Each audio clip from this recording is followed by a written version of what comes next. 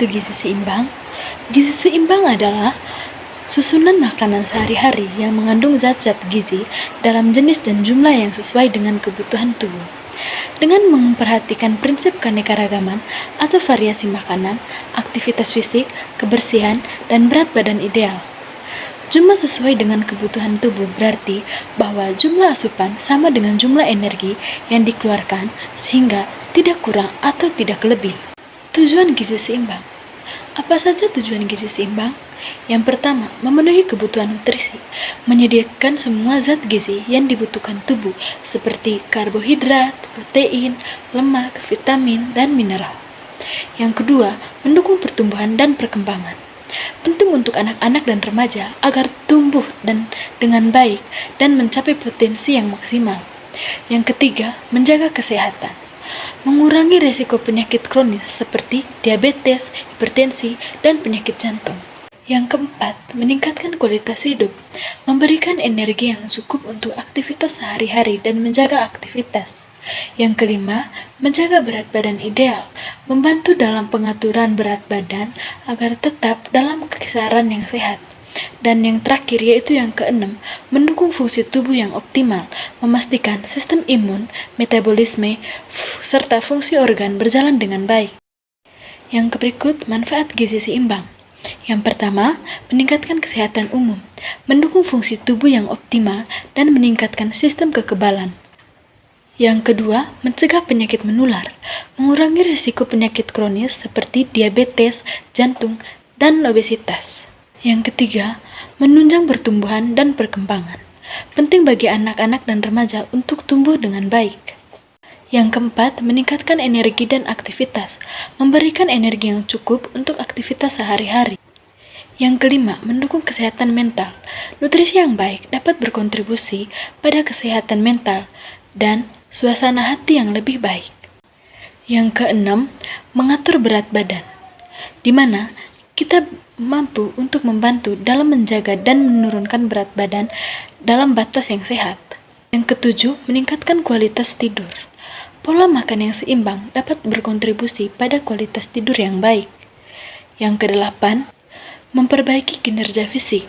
Nutrisi yang baik penting untuk atlet dan orang yang aktivitas secara fisik. Selanjutnya, patofisiologi gizi seimbang. Patofisiologi gizi seimbang yang pertama adalah kekurangan nutrisi, di mana kekurangan vitamin seperti vitamin A, D, dan C, dan mineral seperti besi dan kalsium dapat menyebabkan gangguan seperti anemia, osteoporosis, dan masalah imun.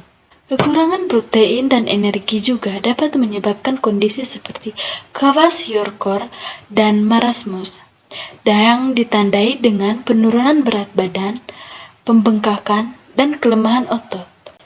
Yang kedua, kelebihan nutrisi. Kelebihan nutrisi biasa terjadi pada orang yang obesitas. Kelebihan kalori atau lemak dapat menyebabkan obesitas yang beresiko tinggi terhadap diabetes tipe 2, hipertensi, dan penyakit jantung. Kelebihan lemak, terutama lemak visceral, dapat mengganggu metabolisme, glukosa, dan lipid, mengangkat resiko penyakit kardiovaskuler. Yang ketiga, gangguan metabolisme. Kelebihan asupan gula dan karbohidrat sederhana dapat menyebabkan resistensi insulin yang berkontribusi pada diabetes tipe 2. Diet yang tidak seimbang dapat meningkatkan pendarahan dalam tubuh, berkontribusi terhadap berbagai penyakit kronis. Yang keempat, dampak dan fungsi organ. Kelebihan lemak dapat menyebabkan penyakit hati berlemak non-alkohol. Kelebihan lemak jenuh dan trans dapat meningkatkan kadar kolesterol LDL yang berdampak pada kesehatan jantung. Yang kelima, kesehatan mental. Kesehatan mental, nutrisi, dan mood. Kekurangan nutrisi tentu seperti omega 3 dan vitamin B kompleks dapat berkontribusi terhadap gangguan mood dan kesehatan mental. Selanjutnya, mencegah patofisiologi terkait gizi seimbang.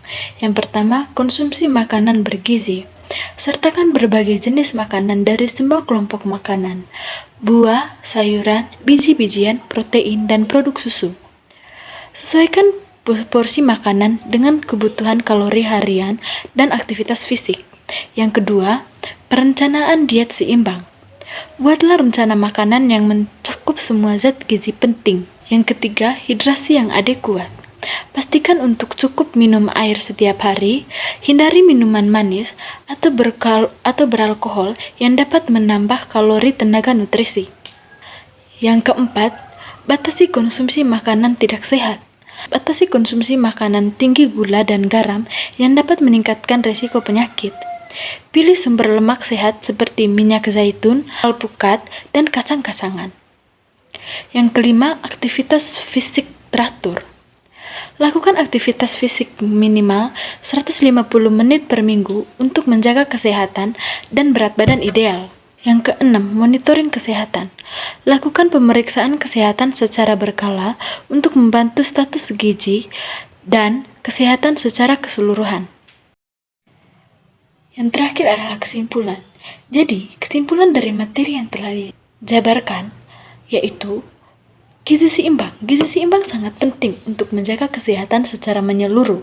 Ketidakseimbangan dalam asupan nutrisi dapat menyebabkan berbagai kondisi patofisiologis yang mempengaruhi fungsi tubuh dan kualitas hidup.